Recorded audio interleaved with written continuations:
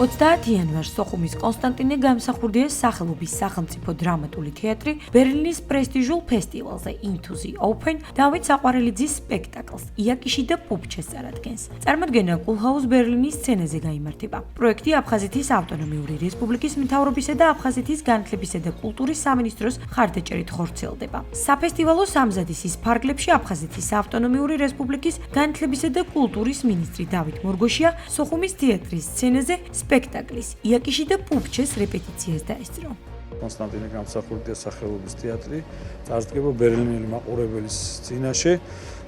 ეს ჩვენთვის ძალიან საპასუხისმგებლოა. დრამატული თეატრი ამ სპექტაკლით რამდენიმე ფესტივალზე წარსდგა, მოპოვებული აქვს რამდენიმე ჯილდო საერთაშორისო ფესტივალებში.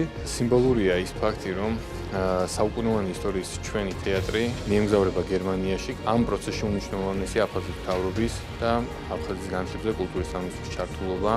ჩვენი მიზანია მათ გაუძლიეროთ ხარდაჭერა, რათა როგორც შიდა, ასევე საერთაშორისო არენაზე ასახელონ აფხაზეთი და აფხაზეთის კულტურა.